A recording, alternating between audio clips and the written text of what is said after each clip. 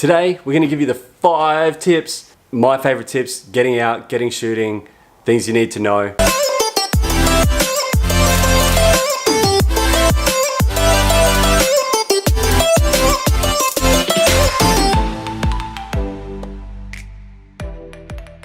Firstly though, I wanna give a big shout out to my homies at Aircooled clothing company from the Sunshine Coast in Queensland. Hit them up, check out their Instagram, their Facebook. They're a small business up there, so I like to support my mates and small business. What's up YouTube? This is Mick from Mick Focus Photography, and today I'm going to bring you 5 tips on how to shoot better. Number 1 tip, the way you hold the camera. Now holding the camera takes a very important place in how your image turns out. It will also help in my next tip that I'll go into more in depth into that one, but this one I will show you more in this demonstration. Best way to hold your camera, don't just wobble it around like this. What you want to do is you want to grab it under the lens. Hold on to the lens, hold it by the grip obviously, and that's how you want to hold when you shoot. That way you have full control over the functions, also the focusing if you want a manual focus, but you can change everything. That way you've got a good firm grip on it, so it's not going to go anywhere. You can line things up. You're not going to have dodgy, out of crooked photos. So you're not going to be sitting here like this. You're going to be sitting flat. Now tip number 2.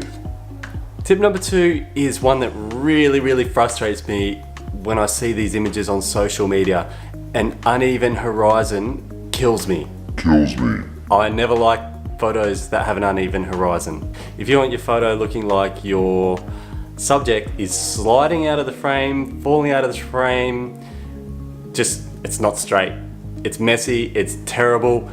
It is a basic thing. And that comes back to holding your camera properly, using a tripod, and fixing it in Photoshop or Lightroom. It's simple, it's a 2-second thing, but I'll show you how to do that. 3. Now, tip number 3, cropping. Be careful with cropping your image. Now you don't want to go cutting off parts of people's heads. If you're taking a photo of a car, you don't want to miss a part of the wheel or even the back or front end or the roof. You want to keep that image inside the frame as much as possible. The hero of the shot has to be in there. If you're taking a photo of a building, don't cut the top off it, don't cut the bottom off. Step back if you need to. Zoom out as far as you can. If you've got a prime, you're just going to have to walk further back. But you want the subject to be the hero of the shot. You can get artistic and do it in certain ways with cutting off parts of it, like if you want to shoot half, get the headlights, take the wheels, take the tail lights. If it's got a funky mirror, take the funky mirror. Tip number 4. Yep, I got 4 fingers up this time. Tip number 4, change up your position. Don't just, especially with car photography, I see a lot of people that just walk up, snap, walk up, snap, walk up, snap. Boring. You want to do something different? Get in close. Step back, get it from a different angle. Take it from a corner shot. Take the side. Take a 3/4 angle shot. So just go a little bit more. Do it straight on. Straight on always looks cool. If you're going to do straight on, get up high, get down low. If it's an aired out car, you want to see that car touching the ground, belly scraping. If it's lifted, take it from a low angle so it makes it look really high. Change it up. Now we've got tip number 5. Yes, my hand got smaller. Got my little guy here helping. Oop, just out of frame. Now, tip number 5. You want to be prepared. You want to be prepared anytime you go out. Take a spare battery. Take a spare memory card. If you've got 2 cameras, take 2 cameras.